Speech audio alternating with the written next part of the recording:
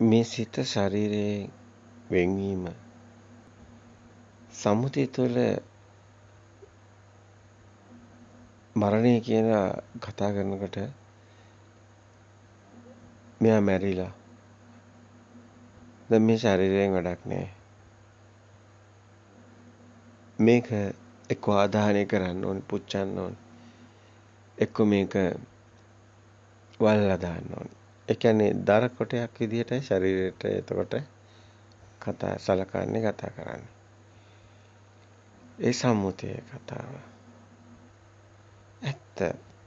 එතන තියෙනවා ලොකු ගැඹුරු අර්ථයක්. ඒ කියන්නේ මේ හිත නැති කය පළක් නැහැ කියන එක. කකුලට හිතන්න බෑ, අතට හිතන්න බෑ, ශරීරයට හිතන්න බෑ. එතකොට මේ මරණය පනවන්නේ සිතේ මරණයක්. හැබැයි බුදුන් වහන්සේ දේශනා කරන්නේ හැම මොහොතෙම මේ සිත ඇති වෙනව නැති වෙනව.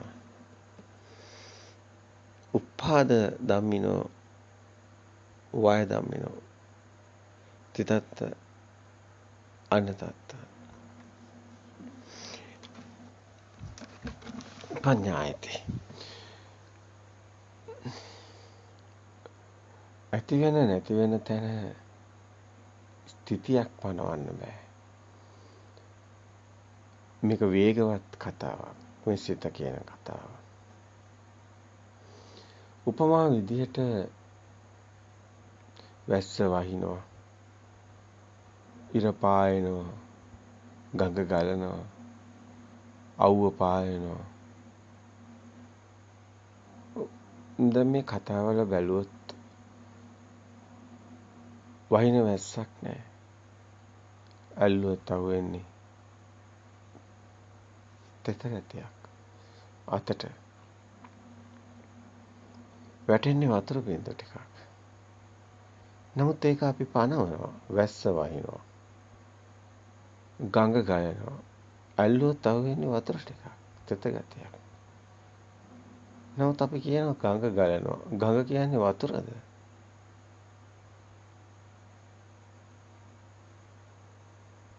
මේ සම්මුතිය ප්‍රඥප්තිය හඳුනා ගන්න ඕනේ.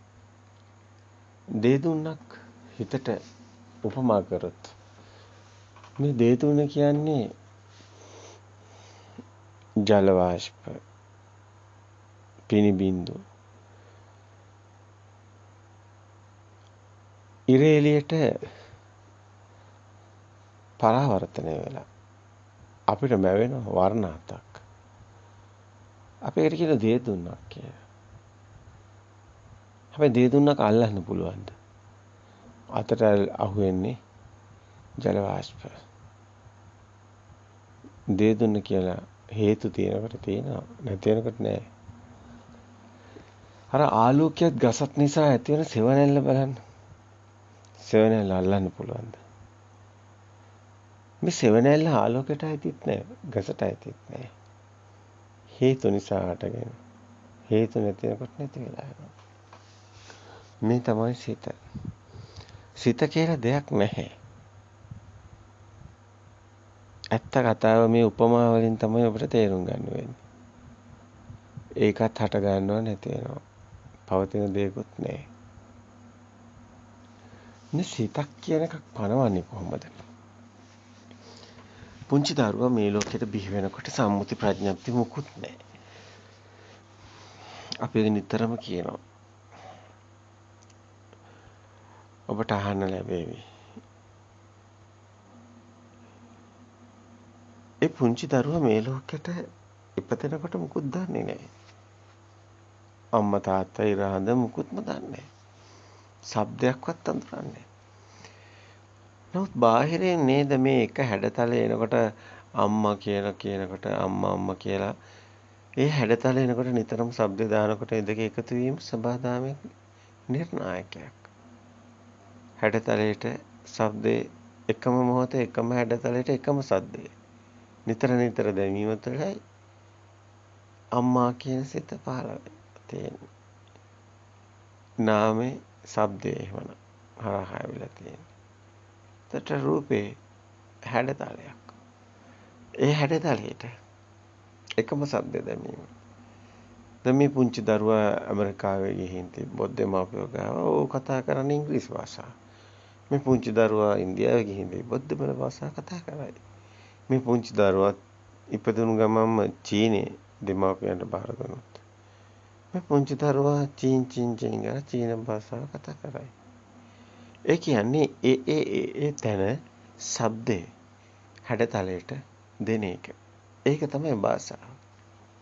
ඉතින් ඒක සත්තු ගාවක් තියෙනවා.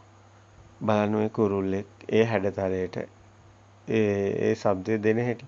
ඒතර පැටිය දැනගන්නවා දැන් මෙතන අවදානම්. මේ අම්මා කෑ ගහන්නේ. මේ වගේ වෙලාවක. ඉතින් එතනත් ඒ භාෂාවක් තියෙනවා. සංනිවේදනයක්. හැඩතලයට શબ્දයක් එකතු වීම. ඒ නිසා හටගත්ත සිතක්. ඒක හරි පුදුම කතාවක්. මෙතන ආත්මීය කතාවක් නෑ. සබදාවක් පමණයි. පවතින සිතකුත් නෑ. සබදාවක් පමණයි. හැබැයි මේක තේරුම් ගන්න හරි අමාරුයි නේද? දැන් මෙහෙම අපි කතා කරනකොට ඔබට තියෙන ගැටලු බලන්න අපි දැන් මේ කාටද කතා කරන්නේ? මේ සමාජයට. මේ සමාජයට මේක තේරෙන්නේ නැහැ කියන්න බෑ. තේරෙනවා. නමුත් ගැටලුව තියෙන්නේ බලන්න ඔබ හරි කාර්යබහුලයි. පුංචි කාලේ ඉඳන් පහේ ශිෂ්‍යත්වය O level A level ඊට පස්සේ කැම්පස් එක ඊට පස්සේ උපාධියක් ඊට පස්සේ රැකියාවක් ඊට පස්සේ කද්දෝ තරගයක් දුවලා මනුස්සයා හති වැටිලා ධර්මයක් මොකුත් නැහැ මැෂින් එකක් වගේ ඒකද මේ සමාජය එතනද මේ සමාජය තියෙන්නේ ඉතින් මේ සමාජය හඳුනා ගන්න ඕනි අපි කතා කරන කාරණාව පරම සත්‍යය පරමාර්ථ සත්‍ය මේ ලෝකේ ඇත්ත ගැන කතා කරන්නේ ඇත්ත දැනගන්නත් වෙලාවක් නැහැ 100ක් නැහැ හරිම අවාසනාවන්ත සෝචනීය සිද්ධියක් ඒක මේ තරම් සත්‍ය පෙනිපෙනි තියෙද්දි අපි අන්ධකාරයේ යතපත ගන්නවා ඒ විද්‍යා ලෝකයේ පහළ වෙලා තිබුණත් අපිට පින නැහැ. ඒ සත්‍ය දකින්න. ඔබ වීරිය කරන්න. උත්සාහ කරන්න. සත්‍ය දකින්න. මහා වීරියක් ඔබ ඇති කරගත්තොත් ඔය සියලුම කටයුතු මැද්දේ ධර්මයේ සත්‍ය දකිමි සත්‍යයට හිත තබමි ඔබට පුළුවන් සියලු කටයුතු කරන්න කිසි ගැටලුවක් නැහැ එදිනෙදා කරන කටයුතු ඒ විදිහටම කරනවා ඔබ සත්‍ය දකිනවා ඔබ රැවටිලා නැහැ මායාවකට කොටු වෙලා නැහැ හැබැයි මේ සමාජයේ රැල්ලට හසු වෙලා යන අයට බොහෝ වෙලාවට සිද්ධ වෙන්නේ වයසට ගිහිල්ලා කරන්න පුළුවන් දෙයක් නැහැනේ එතකොට දන්නවා මැරෙනවා කියලා. මරණ සංඥා වෙනවා. ඇයි හැම රැලි වැටිලා දත් ඇලිලා. දැන් ශරීරේ වයෝවෘද්ධ වීගෙන යනකොට අන්න සත්‍ය හොයන්න ගන්නවා. දැන් සත්‍ය හොයාගන්න පුළුවන්ද? කාලය ගෙවිලා ගිහිල්ලා. ඔබ හිතන තරම් සරල කතාවක් නෙමෙයි මේක. අතිශයින් ගැඹීර කතාවක් ගැඹුරු කතාවක් අපි බොහෝ වෙලාවට ඉන්නේ දෘෂ්ටිගත වෙලා සමාජ සම්මුති ප්‍රඥප්ති වලට කොටු වෙලා මායාවන් වලට හසු වෙලා ඉතින් අපි අන්ධයි සැබෑ ලෝකයේ අන්ධකාර ජීවිත ගත කරන බෞද්ධයින්ට කුමන පිළිසරණක්ද හැම ආගමකම මේ ලෝකේ මවලා තියෙනවා දෙයියෝ මවනවා ඇත්තටම සබහා දහම ගැන කතා කරන්නේ බුදුදහම තුළයි. අපිට හමු වෙන්නේ නැහැ වෙනත් මේ ආගම් වලවත් එහෙම කතාවක්. මේ ධර්මතාවය. මේ ධර්මතාවයේ සත්‍ය ධර්මතාවයේ ආගමකට අයිති නැහැ ඇත්තටම. සත්‍ය සොයන්නට හම්බ වෙනවා. කුමන ආගමක හිටියත්. ආගමක් තියෙන්න ඕනේ අපේ සංස්කෘතියේ අපේ උපන් සාතිකේ ආගම අපේ මේ සමාජ රටාව පැවැත්ම සඳහා ආගම අවශ්‍යයි. පායට බිය ඒව තියෙන්න ඕනේ. නැත්නම් මිනිස්සු වැරදි කරනවානේ. බය නැති වෙනවනේ වැරදි කරලා. නමුත් මිනිස්සු අසරණයි. හැමෝම අසරණයි. සත්‍ය දැනගන්න තාක් හැමෝම අසරණයි. සත්තු වගේ. සත්තු කෑම හොයනවා. සත්තු සත්තුන්ටත් මනුස්සයට වගේමයි. දරුවෝ හදලා වැසට ගිහිල්ලා මැරලා යන එකක් සත්තුන්ගෙත් කරනවා. මනුස්සයත් ඒකමයි වෙන්නේ.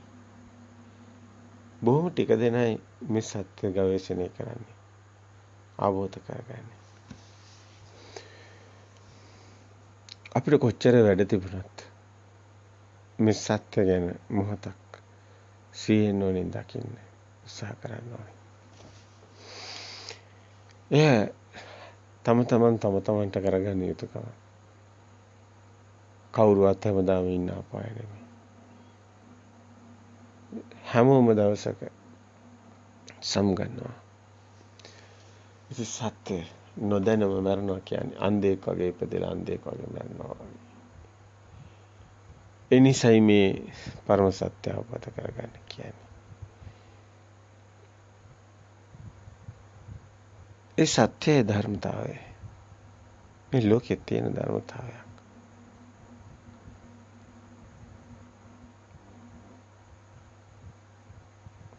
ඔබ කුමන කටයුත්තක් කරත් කුමන වෘත්තියක නෙලනත් සත්‍යයට හිත තබා ගන්න ඕනි. සත්‍ය ඔබට ඉතාම වැදගත්. ඒ පරම සත්‍ය අවබෝධ වුණු කෙනෙක් හරි සරලව එදිනෙදා කටයුතු කරනවා. ඒ කෙනාට වැඩි ඇත්තටම ඇලෙන ගැටෙන හේතු නැහැ. යමකට ඇලිලා ඒ මැත්තේ නැහින ගතියක් නැහැ. යමකට ගැටිලා ඒ මැත්තේ නැහින ගතියක් නැහැ. ධර්මයේ අවබෝධ වුණු කෙනෙක් ධර්මයේ අවබෝධ නොවුණු කෙනෙක් අතර ලොකු වෙනසක් තියෙනවා. ධර්මයේ අවබෝධ වුණු කෙනෙක්ට මේ කිසිම පේන දැනෙන ඇහෙන කිසි දෙයක ඇත්තට මේ කෙනාට සත්‍ය දකිනවා කිව්වොත් තමයි හරි. ඒ කෙනා සත්‍ය දකින හැම දෙයකම. එහෙම බාහිර එහෙම නම් තියෙන ඒවා බාහිර නැහැ. අඹ ගහ නා ගහ නුග ගහ කියලා අපි කිව්වට එතන තියෙන හතරම භූත ධාතු ස්වභාවයක් විතරයි. ඒ ගෙදර අඳ පුටු මේස අල්මාරි දොරෙදි ඔය සේරම ඔය ගෙදර නිවස ගිනි ගත්තොත් ඔක්කොම ගිනි කරගන්නවා. අලු වෙලා නැති වෙලා යනවා. එහෙනම් ඇත්තටම මේවා පවතින දේවල් නෙමෙයි. පදාර්ථ සියල්ලම එකම කතාවක් අපිට කියනවා. ඒ සත්‍ය ඊටම වැදගත් අවබෝධ කරගන්න එක. ඔබ හිතයි අපිට ඕවා මොනවටද අපි මේ හොඳට කාලා බීලා ජොලියේ ඉන්න ඕනි. ඔබ හිතයි අපි රස්සාවක් කරලා මුදල් ටිකක් වැඩියෙන් හොයාගෙන ගෙවල් දොරවල් හදාගෙන එහෙම හිතයි. ඒ ඔබේ සිත බොළඳයි. ඔය තමයි බොළඳ සිත. ධර්මය අවබෝධ වුණු කෙනෙක්. ඇත්තටම ඔය ගින්න පත්තු වෙන්නේ නැහැ. ආසාවත් ගින්නක්. රාගදේශ මොහ ගින්නක්. ඒ ගින්න නිවීම සත්‍ය අවබෝධ වීම තුළම සිද්ධ වෙන්නේ. ඒ ගින්න නිවීමයි චතුරාර්ය සත්‍ය දේශනාව තුළ ඔබට දකින්න ලැබෙන්නේ.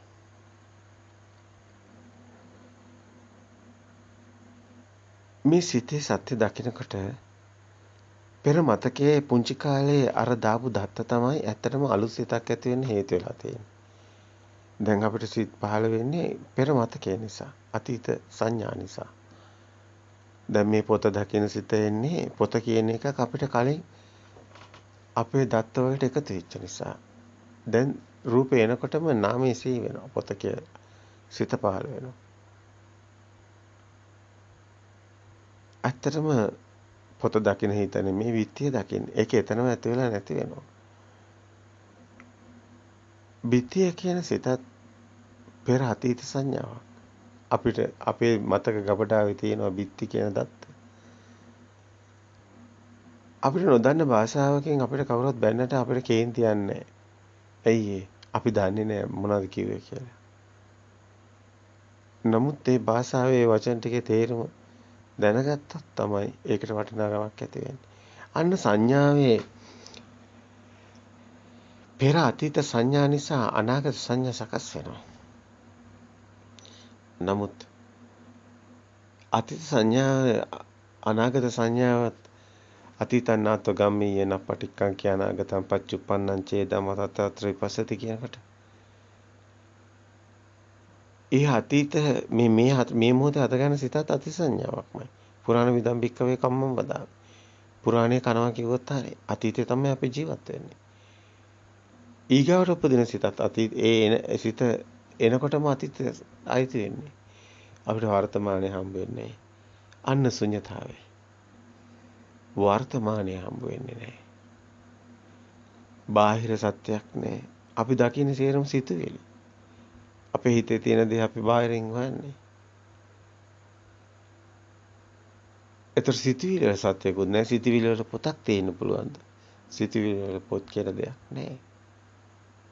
ඒක ඇත්ත ලෝකයේ දකින හීනේ වගේ. බාහිරත් පොතක් නැහැ. එතන අතරමා පොතටයක් විතරයි. පොත කියලා දෙයක් දැන් කොහෙවත් නැහැ. අන්න ක්‍රියාසිත අවබෝධයෙන් මිදිලා සංගීතේ නිබ්බිදාය. අවබෝධයෙන් නිවන් දකින්න.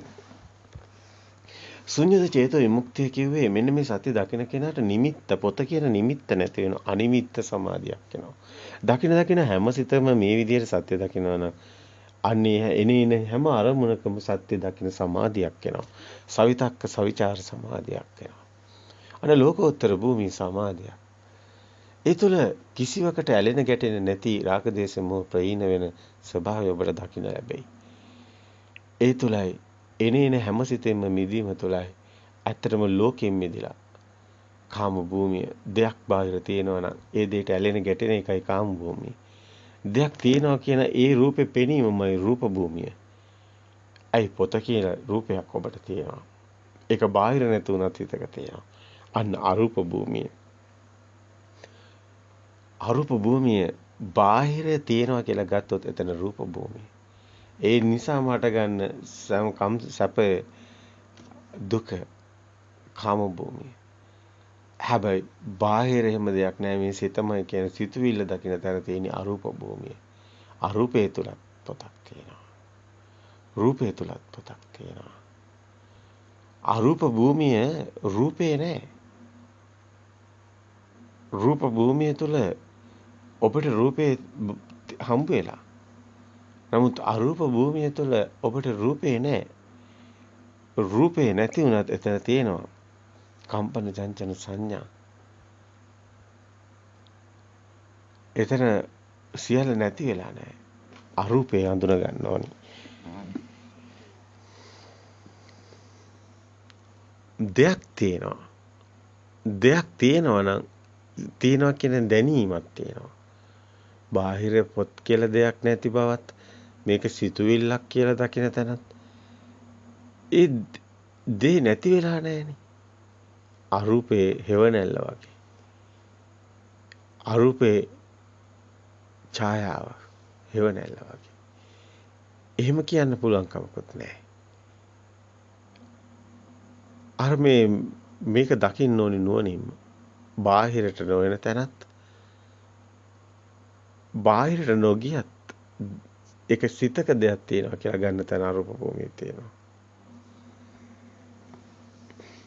අපිට මේ දුක ඇති වෙන්නේ බාහිර දෙයක් තියෙනවා කියලා ගත්ත නිසාමයි. ඒ නිසාම ඇලෙන ගැටෙන දුක තියෙන්නේ. හැබැයි බාහිර දෙයක් තියෙනවා කියන ඒ අදහස තුළමයි රූප භූමිය තියෙන්නේ. හැබැයි ඒක බාහිරත් නෑ හිතේ තියෙනවා කියලා ගත්ත තැනයි අරූපේ තියෙන්නේ. බොහොම පරිස්සමින් දකින්න ඕනි තරම්. මේ රූප භූමියත්, කාම භූමියත්, අරූප භූමියත් මේ තුන් භූමියම මිදෙන සත්‍ය දකින්න කෙනා. ශුන්‍යතාවයට එන මධ්‍යම ප්‍රතිපදාවට එන තැනයි. මේ සත්‍ය දකින්නකොට මේ සත්‍ය ඥානෙ කියන කෙනාටයි යථාභූත ඥානෙ තියෙන කෙනාටයි මේ සත්‍ය පේන්නේ. පොත කියලා දෙයක් සම්පූර්ණයෙන්ම හම්බ වෙන්නේ නැහැ. පොතෙන් සම්පූර්ණයෙන්ම මිදිලා. හැබැයි දෙයක් නැද්ද? නැත් දෙයක් තියෙනවා. ඒ දෙයක් තියෙනවා. අයි නැහැ කිව්වත් වැරදි, තියෙනවා කිව්වත් වැරදි. හේතු නිසා හටගෙන නැති වෙනවා. අන්න හේතු තියෙනකොට හටගෙන හේතු නැතිවෙකට නැතිවීම තුලයි Nirodhe තියෙන්නේ. ඒ තුල Nirodhe යනකොට බාහිර දෙයක් තියෙනවා කියලා ගත්තොත් එතන සමුදේ. දෙයක් හට ගැනීම. ඒ නිසා හටගන්න සැප දුක්ඛ ඒ හටගන්න ඒ දෙයට ඇලෙනවා ගැටෙනවා කියන තණ්හාව ඇතිවීම ඒ නිසා හටගන්න දුක සත්‍යය. හැබැයි එහෙම දෙයක් නැති බව අවබෝධ වීමයි Nirodhe. ඒ දැකීමයි Nirodhe සත්‍ය දැකීම. ඒ දැකීමම තමයි මාර්ගයේ සිතට සත්‍ය පෙන්වීම මාර්ගය. ඒ තුළ සිද්ධ වෙන සිත සත්‍ය දකින්න සියල්ලේ මිදීමයි Nirodhe. දකින්න ඕනේ අපි මේ නුවණින්ම මේ කාරණාව. මේ සත්‍ය දකින්න කෙනාට ඇත්තටම ප්‍රථම නිබ්බාන සූත්‍රයේ ඊටාම පැහැදිලි කරන්නේ බුදුන් වහන්සේ ඒ සත්‍ය දකින්න කෙනාට ස්වභාවය. ඒ තුළ අතිබික්කවේ තදායතන ඒ කියලා ඒ පැහැදිලි කරන කාරණාව අතිබික්කවේ තදායතන න පඨවි න ආපෝ න තේජෝ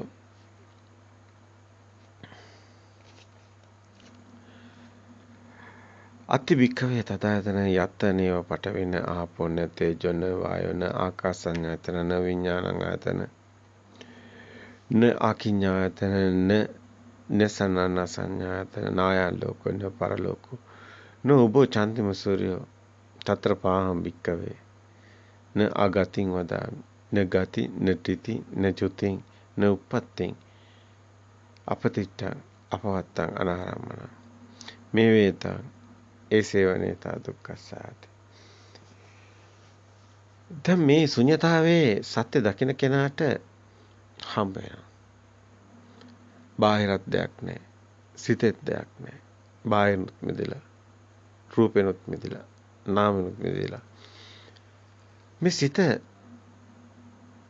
අනිදස්සන විඥානය එහෙම නැත්තම් විඥානං අනිදස්සනං අනන්තං සබ්බතෝපබං එත්තාපෝච පඨවි තේජෝ වායෝ නගාරති එච්ච දීගන්ත රස්සං වානාතුලං සුභසුභ එත්ත නාමංච රූපංච එත්තං උපරුජ්ජති කියලා. අර කේවට්ට සූත්‍රය තුළ පෙන්වන කාරණය. කේවට්ට පුත්‍ර සාති භික්ෂුවට බුදුන් වහන්සේ දේශනා කරනවා. මරණින් මත්තේ යන විඥානයක් ගැන මම කියලා තියනවාද? ඒ සාති භික්ෂුවට ඒ දෘෂ්ටිය ඒ දුරු කරන්න බුදුන් වහන්සේ දේශනා කරන සූත්‍රය කේවට්ට සූත්‍රය. විඥානයේ අනිදස්සන වන තැන දර්ශනපතයක් නෑ. පතිත වෙන්නේ නෑ බාහිරට. සත්‍ය දකින කෙනාට ඒක සිද්ධ වෙන්නේ. ඒ කෙනාට අනන්ත සබ්බතෝපබං අනන්තය දක්වා මේ ආලෝකයේ විහිදෙන තැන. ආලෝකේ පතිත වුණොත් තමයි දෙයක් හම්බ වෙන්නේ. බාහිර දෙයක් හම්බ වෙන්නේ දෙයක් තියෙන. අර පතිත වුණොත් බාහිරට සිත පතිත වෙන්නේ නැති බව පෙන්වන්න තැන. විඥාන අනිදස්සන අනන්ත සම්පතපේ තාපෝච පඨවි තේජෝ ආයෝ නගරති. පඨවි ආපෝ තේජෝ ආයෝ කියලා දෙයක්වත් එතන හම්බ වෙන්නේ නැහැ. ඒ සිතට. එත දීඝ සංවානාතවල සබන දීඝ කොට හීනි මහත අන්තවල කිසිම දෙයක් ඒ සිතේ පිහිටන්නේ නැහැ. එත් නාමංච රූපංච තේතං උපරුජ්ජ නාම රූප කියලා දෙයක් නැති තැන උපරුජ්ජන්නේ වෙන තැන සත්‍ය දකින්න තැන. විඤ්ඤාතේන නිරෝධේන තේතං විඤ්ඤාණය නිරෝධයෙන් සියල්ලම නිරෝධලා යනවා. ඉතින් මේ තැනම තමයි ප්‍රථම නිබ්බාන සූත්‍රයේත් ගන්නෙ. අති භික්ඛවේ තදායතන. එහෙම ආයතනයක් තියෙනවා මහණෙනි කියලා කියන්නේ මේ හත්වෙනි ඉන්ද්‍රිය කියලා ආයතනයක් කියලා අපි කතා කරන්නේ ආයතනයේ ඇස ආයතනය. කන ආයතනය. සලආයතන කියලා කතා කරන ආයතන හයක් ගැන. චක්ඛායතන, සෝතායතන, ගහන ආයතන, ජීව ආයතන මේ විදිහට කායායතන, මන ආයතන කියලා ආයතන හයක්. නමුත් මේ සියල්ලම විඥානයේ සිත් හයක් වගේ. රූප විඥාන, ශබ්ද විඥාන, හරියට සිත් හයක් පහළ වෙනවා වගේ. රූප ලෝකයක් තියෙනවා, ශබ්ද ලෝකයක් අපිට තියෙනවා, ගන්ධ ලෝකයක් අපිට තියෙනවා, රස ලෝකයක් අපිට තියෙනවා. නමුත් මේ ලෝක හයෙම හරියට නිකන් උපදිනවා වගේ මේ ලෝක ඉපදිලා නැති වෙනවා වගේ. ශබ්ද ලෝකේ හටගත්තනම නැති වෙලා උත්තා සම්භූතං උත්තානම් භවිස්සති. පෙරනොති වීම හටගත්තා. හේතු තියෙනකොට හට ගන්නවා, හේතු නැතිනකොට නැති වෙනවා. හරිනේ අර කණ්ණාඩියකට මේ ඇල්ලුවාම මේ ලෝකෙ පේනවා වගේ. කණ්ණාඩිය වැවුවාම ලෝකෙ නැහැ. ඉතින් ඒකම තමයි අපිට මේ ඇත්ත ලෝකෙ පේන්නේ. ඇත්ත ලෝකෙ අපිට පේන එක හරිනේ කණ්ණාඩියක් වගේ මේ S2. S2 ඇරි හැම පේන S2 ගමම නැහැ වගේ. ඔබ මේ පැත්ත බලනවා මේ පැත්ත බලනවා මේ පැත්ත එක හිතක් අර පැත්ත බලනකොට තව හිතක් උඩ බලනකොට ආහස පේනවා දිම් බලනකොට පොළොව පේන එක හිතක් මේක තව හිතක්. එකකට එකක් සම්බන්ධයක් නැහැ ස්කන්ධ වෙනස්. හැඩතල වෙනස්. හැබැයි ඒකත් ඇතුළේ නැති වෙලා යනවා. ඒක දකින්න ඕනේ නුවණ ඕනේ. සත්‍ය දකින්න කෙනා. හැබැයි මේ සියල්ලකම මිදුණු තැනත් ඇත්තටම ඒ සත්‍ය දැකීම තුලක් තියෙනවා නේද දැකීමක්. අන්න ආයතනයක් වගේ පෙන්නනවා. ආයතනයක් පනවනව නෙමෙයි. නමුත් එතන ආයතනික ක්‍රියාවලියක් තියෙනවා. ඒක අතිබික්කවේ තදායතන කියන්නේ. එහෙම ආයතනයක් තියෙනවා මාන්නේ කියන්නේ. නමුත් ඒක තියෙනව නෙමෙයි. නමුත් එතන ආයතනික ක්‍රියාවලියක් තියෙනවා. නොදකින ක්‍රියාවලියක්. ඒ සත්‍ය දකින කෙනා ලෝකේ රැවටීම මේ ලෝකයා දකින දැකීමෙන් මිදීමේ ක්‍රියාවලිය. ක්‍රියාසිත කිව්වත් නෙවෙයි. යත් නේව පඨවි න ආපෝ න තේජෝ න වායෝ පඨවි ආපෝ තේජෝ වායෝ කියලා දෙයක් නැහැ මානෙනි එතන. මේ කතා කරන්නේ මේ මිදෙන තැන ඇතිවන ඒ ක්‍රියාසිත ගැන. මේ කතා කරන්නේ ආයතන හයෙම මිදුණු තැනත්.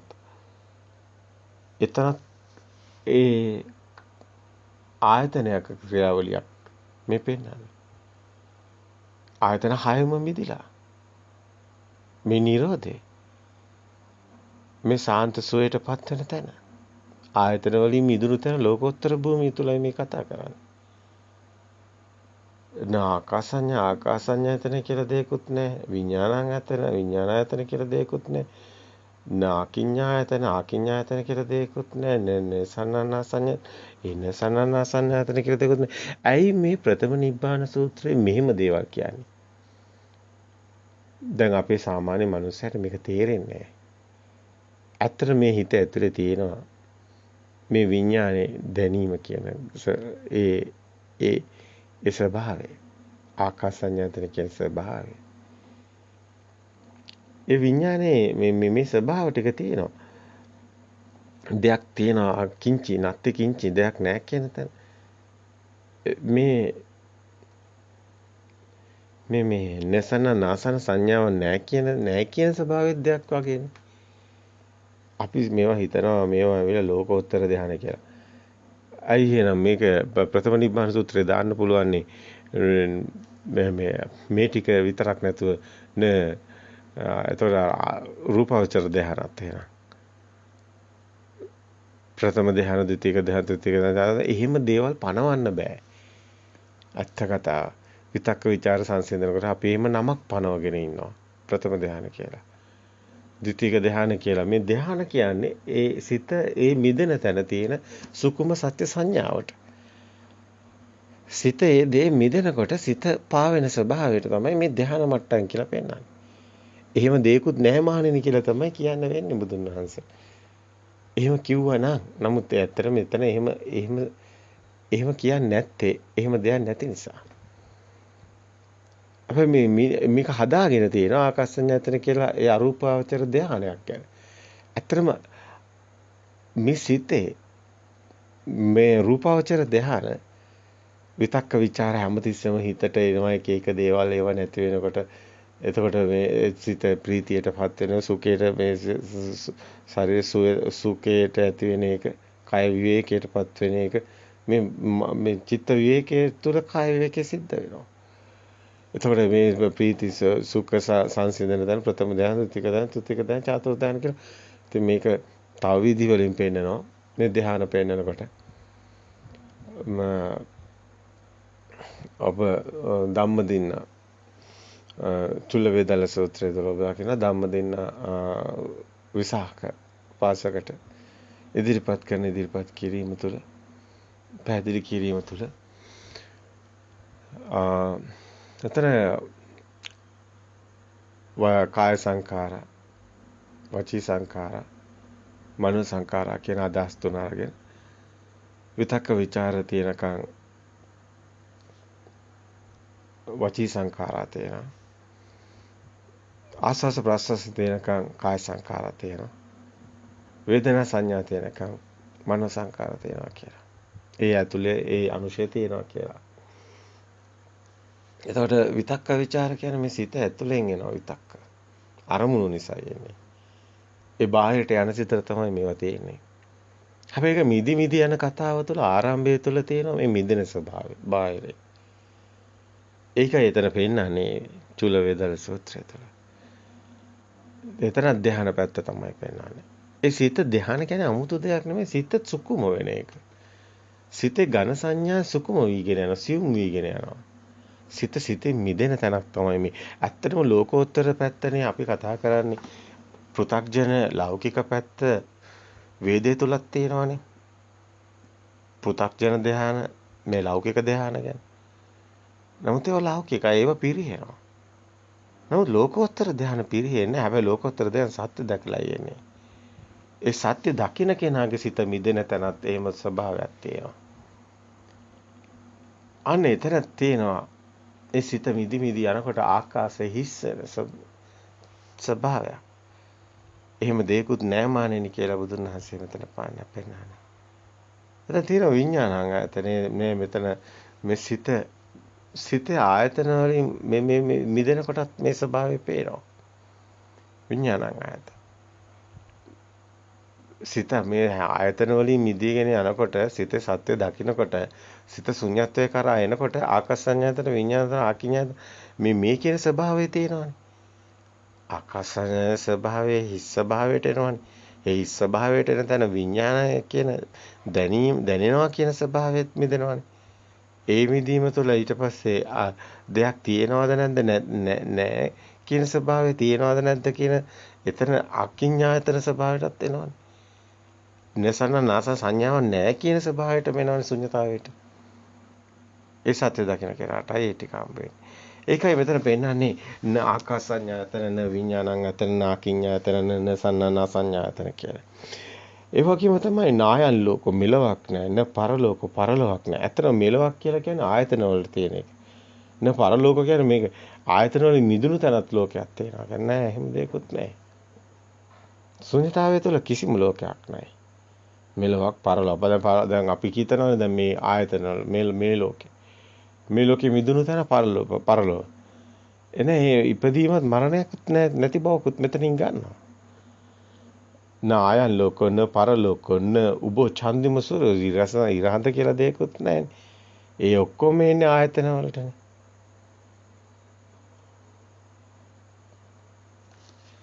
නෝ උබෝ ඡන්දිම සුරය. తත්‍ර පාහම් භික්ඛවේ මහණෙනි මම මේ ඒමක් නැතයි කියමි. తත්‍ර පාහම් භික්ඛවේ න අගතින් වදාමි. ඒමක් නැ න චුතින් වදාමි. න ගතින් න තිතින් න චුතින්. తත්‍ර පාහම් භික්ඛවේ න අගතින් වදාමි. ඒමක් නැතයි කියමි. න ගතින් යාමක් නැතයි කියමි. න තිති සිටීමක් නැතයි කියමි. න චුතින් චුත වීමක් නැතයි කියමි. න උප්පත්ති උප්පත්තියක් නැතයි කියව. න අපතිට්ඨ පැවැත්මක් නැතයි කියව. න අපවත්තං න උප්පත්ති න අපත් න උප්පත්ති න අපතිට්ඨ න අපවත්තං.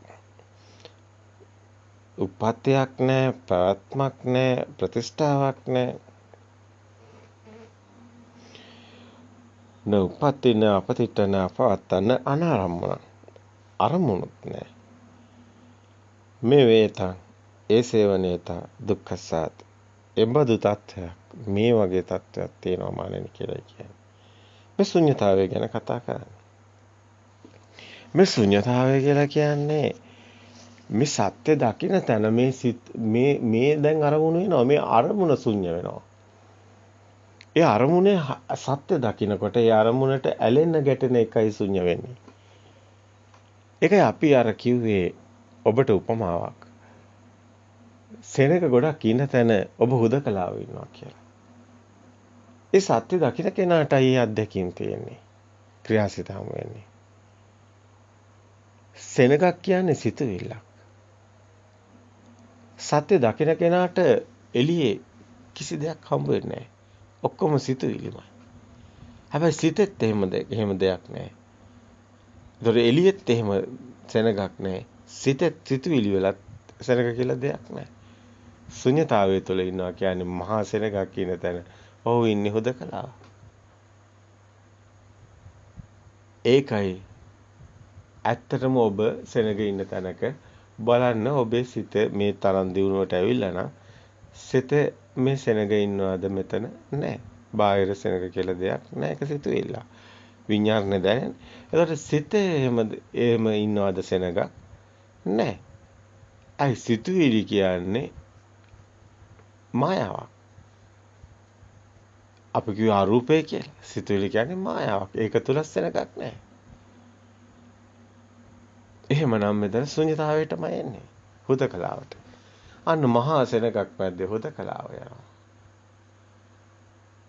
ඒක තමයි මේ ධර්මයේ දකින්න කෙනා හැම දෙයකම සත්‍ය දකිනවා. මලක් දැක්කත් බාහිර මලක් තියනවාද? නෑ ඒක සිතුවිල්ල. දැන් සිතෙත් මලක් තියනවාද? නෑ සිතෙත් මලක් නෑ. අන්න ක්‍රියාසිතක්. දෙ බාහිරනොත් මිදිලා නාමෙනොත් මිදිලා රූපෙනොත් මිදිලා එළවෙනොත් මෙලවෙනොත් මිදිලා එලවත් මිදිලා. ඕක සිත ඇතුළයි මෙලවයි එලවයි තියෙන්නේ. බාහිර තිර කරනකොට මෙලව වෙනවා එලව වෙනවා ආය සිතේ තිරකට.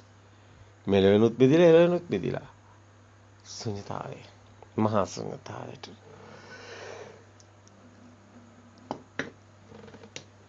මේ කියන කාරණේ ඊටාම ගැඹුරුයි. හැබැයි මේ පරම සත්‍ය.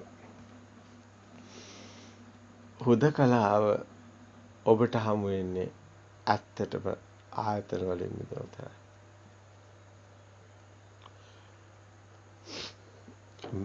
ඇත්තටම ඔබ මේ සත්‍ය දකිනවා නම් ඔබ බාහිර කිසි දෙයකට කම්පණය වෙන්නේ නැහැ. ඇත්තට ඔබ සිතුවිලි වලට කම්පණය වෙන්නේ නැහැ.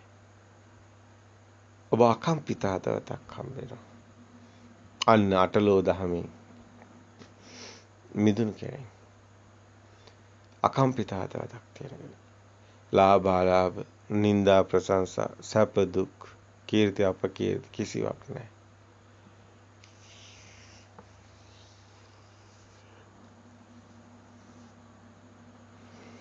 බාහිර දෙයක් තිබ්බොත් තමයි ලාභයක් හරි අලාභයක් හරි සැපයක් හරි දුකක් හරි කීර්තියක් හරි අපකීර්තියක් හරි නිന്ദාව ප්‍රශංසාවක් හරි සිද්ධ වෙන්නේ බාහිර දෙයක් තිබ්බොත්. ඒ දේ නිසානේ සැප දුක් එන්නේ. හැබැයි බාහිර දෙයක් නැත්තම් කොහෙන්ද සැප දුක්? කොහෙන්ද ලාභ අලාභ? කොහෙන්ද නිന്ദා ප්‍රශංසා? නිന്ദා ලබන්න කෙනෙක් ඉන්නවද? දෙයක් තියනවද? නැහැ. දැන් කෙනා නැති වෙනවා. අයි කෙනා ඉන්නෙත් බාහිර. මේ රූපේ කියන්නේ සිතුවිල්ලක්මයි. ඔය මම ඉන්නවා කියලා අල්ලගෙන තියෙන රූපේනේ. දැන් රූපේ කියන්නේ සිතුවිල්ලක්නේ. ඒකත් බාහිර තියනවා කියලා හිතන් ඉන්නේ. ඒකත් නැහැනේ. ඒකත් සිතුවිල්ලනේ. තමන්ගේ රූපෙම තමන්ට සිතුවිල්ලක් බවට පත් වෙලා. එහෙම දෙයක්වත් නැහැ. ඒකිනත් නිදිලා. එතකොට මට නිന്ദා ප්‍රශංසා ලබන්න කෙනා ඉන්නේ මේ රූපකයේ. රූපකය කෙනෙක් නැහැ. නිന്ദා ප්‍රශංසා ලබන්න කෙනෙක් නැහැ. කරන කෙනෙක් නැහැ, වැඩ කරන කෙනෙක් නැහැ, නිന്ദා ලබන කෙනෙක් නැහැ, ප්‍රශංසා ලබන කෙනෙක් නැහැ, කෙනෙක් නැහැ. ක්‍රියාසිත හරි විශිෂ්ටයි. ඒකේ කර්ම රැස් වෙන්නේ. කර්ම විපාක පණවන්න බෑ. චේතනා භික්ඛවේ කම්මං වදාමි කියන තැනට එන්න බෑ. ඔබ එන්න මේ තැනට. ධර්මික සත්‍ය දකින්න. මේ හරි සාන්ත සෝයටපත් වෙන තැන මෙතනයි. මහා සෝයක් දැන් තැනක් මෙතන. හැබැයි මේ තුලයි මාර්ගය තියෙන්නේ. නිවන් මාර්ගට ප්‍රවේශ වෙන්නේ. ආර්ය භූමියට ප්‍රවේශ වෙන්නේ මේ තුලයි. මෙන්න මෙතන හමු වෙන කෙනා මාර්ගයට ප්‍රවේශ වුණු කෙනා ආර්ය භූමියට පැමිණි කෙනා. කිසිවක් හරසොන්. මේ කෙනාගේ තමයි ලෝභ දේශම ෂේවිගෙන යන්නේ. උදම් භාගී සංයෝජන ප්‍රහීන වෙන තත්ත්වයට එන්නේ. මේ සිතේ තියෙනවා මේ රූප රාග. මේ සිතේ තියෙන අරූප රාග. මේ අමුතුවෙන් මේ ධ්‍යාන වලට එන එකක් නෙමෙයි මේ රූපාවචර ධ්‍යාන අරූපාවචර ධ්‍යාන නෙමෙයි මේ කියන්නේ. මේ සිතේ තියෙනවා මේ ස්වභාවය. අන්න එතනින් මිදෙනවා සිත. මේ මාර්ගයට ආපු කෙනාට තමයි ශුන්‍යතාවයේ තුල තමයි මේ රූප රාග මිදෙන්නේ. අරූප රාග මිදෙන්නේ. අය රූපයක් තියනවා කියලා ගත්ත රාගෙ මිදෙනවා. ඒක සිතේ තියෙනවා මේ අරූපේ තියෙනවා මේ රාගෙ. ඒක මිදෙනවා. මේවා මාන අවිද්‍යාව තණ්හා මාන දිට්ඨි කියන තැන රූප රාග අරූප රාග තණ්හා මාන දිට්ඨි රූප රාග අරූප රාග මාන උද්දච්ච අවිද්‍යාව කියලා පෙන්වන තැන මේ කියන තැන එකක්වත් අල්ලන්න බෑ. මේ වචන එකක්වත් පනවන්න බෑ. එනමුත් ඔබට නුවණින් දකින්න පුළුවන්. ඥානෙට ඇස් වෙන්නේ. ඔබේ රාග දේශ මොහ කෙලස් ප්‍රහීන වෙනවා. ඔබේ තියෙන ඇල්ම නැති වෙනවා හිතේ. ඝනත්වේ නැති වෙනවා. හිතේ ගිනි ගන්න ස්වභාවය ෂේ වීගෙන යනවා. ආශ්‍රව කෙලස් ෂේ වීගෙන මේ මොන විදියට කිව්වත් එතන තියෙනවා මේ කතාව. මේ සිත ඇතුලේ හටගන්නේ රූපේ බාහිර මෙහෙම තියෙනවා කියන එකේ සත්‍ය දකින්න තැන ඒකත් ෂේ වීගෙන යනවා. ඒකට තියෙන ඇල්ම ෂේ වීගෙන යනවා. අරූපෙට තියෙන ඇල්ම ෂේ වීගෙන යනවා. ඒ තුල තමයි ඔබට එන්නේ. මේ ශුන්‍යතාවයට ආවා කියලා නිවන නෙමෙයි. ශුන්‍යතාවය කියන්නේ නිවන නෙමෙයි. ඕගතරණ සූත්‍රය පෙන්නන්නේත් ඒකමයි. ඇත්තරම පහුරත් ගගෙන් එතරුණු කෙනා පහුරත් දිමින් තියලා යන්න ඕනි කියන්නේ ඒකයි. පහුර කියන්නේ අපි විසින්ම හදාගන්න නිවන් මාර්ගට එන මේ ධම්මටි ඥානෙ. අතර මේ ධර්මයේ දැනුම. ඔබ දන්නවා සති ධම්ම විජය විරිය පස්සද්ධි සමාධි උපේක්ඛා කියන ගමන මේ යන්නේ. පොඥංග වැඩෙන ගමන. ඉතින් මේ ධර්මයේ කියලා දන්නවා කියන දැනුම පවා කෙනෙක් පඟවනවා. කෙනෙක් ඉන්නවාම කියන දැනීම ෂේවීගෙන යනවා. කෙලෙස් ෂේවීගෙන යනවා. හැබැයි අපි කරන්නේ සිතට සත්‍ය පෙන්නන එක පමණයි. අපි කරන්නේ හිතට ඇත්ත පෙන්නන මේ එනේන අරමුණේ සත්‍ය දකින්න අනිමිත්ත සමාධියේ. අනිමිත්ත ශුන්්‍යත අප්‍රණීත සමාධියට එන තැන තමයි මේ මාර්ගයට එන්නේ. ඒ අනිමිත්ත ශුන්්‍යත අප්‍රණීත සමාධිය තුළ තමයි කෙලෙස් ප්‍රහීන වෙන්නේ. ඒ තුලයි කෙලෙස් ප්‍රහීන වෙන්නේ. ඒ තුල ටිකෙන් ටික තමන් කරනව නෙමෙයි. තමන්ගේ අතුලාන්තේ සත්‍ය දකිනකොට එනේන අරමුණට ඇලෙන්නේ ගැටෙන්නේ නැති වෙනකොට අර මහාන නැව හිස් කරනු තැන් කියන තැනට එනවා. මහමුදේ නැවක් තියෙනවා. මේ නැව ගිලෙන්නේ නැහැ. මේ නැවේ තියෙන බඩු දැන් අස් කරනවා. අලුතෙන් මොකුත් නැවට ගන්නෙත් නැහැ. තියෙන දේවල් අයින් කරනවා. මේ කියන්නේ කෙලෙස් ගැනයි. මේ සත්‍ය දකින්න කෙනාගේ ශේවිගෙන යන ආශ්‍රව කෙලෙස් ශේවිගෙන යනවා. ඒ කෙනා නිබ්බිදාන්ති විරාගාන්ති විරාගාන්ති නිරෝධාන්ති නිරෝධාන්ති පටිනිස්සග්ගානුපස්සී කියන තැනට එනවා. නිබ්බිදාවට එන අරමුණේ සත්‍ය දකිනකොට ඒක විරාගයට එනවා. රාගයට එන්නේ නැහැ. ඒකයි රූප රාග නැත්තේ. ඒකයි අරූප රාග නැත්තේ. රාගයට එන්නේ නැහැ විරාගයට යනවා. අනේකේ නාකල නිබ්බිදාවට එනවා මේ සිතේ නිබ්බිදාවට එනවා. එනේන අරමුණේ තමයි සිත කියන්නේ. අරමුණේ තමයි නිබ්බිදාවට යන්නේ. ඒ අරමුණු සත්‍ය දකින තැනයි මේ සිත ශේවීගෙන යන තැනයි මේ නිබ්බිදාන්ති විරාගාන්ති නිරෝධයට යන්නේ. මිදීමට යනවා. ඒකයි පටිනිස්සග්ගානුපස්සී මේක සකස් වෙන්නේ නැති ස්වභාවයටපත් වෙගෙන යනවා. ඇත්තටම සංඥාව සුකුම වෙලා සිවුම් වීගෙන යන තැන තමයි මේ කතාව තියෙන්නේ. මේ තමයි පැහැදිලි නිවන් මඟ. මේ සිතේ සත්‍ය දකින කෙනාටයි හම්බෙන්නේ. ඔබ මේ සත්‍යම දකින්න. මේ රහත් භාවය කියන්නේ පටිනිස්සග්ගානුපස්සනාව. නැවත සකස් වෙන්නේ නැහැ සිතක්. එතනින් ඔබටම ප්‍රත්‍යක්ෂයි සිත ගිලිහුණා කියලා. සකස් වෙන්නේ නැති බව. අන්න එදාටයි ඔබ රහත් වෙන්නේ.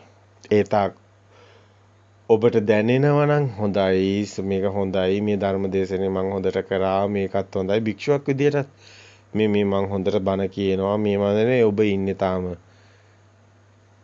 ලෝකේ.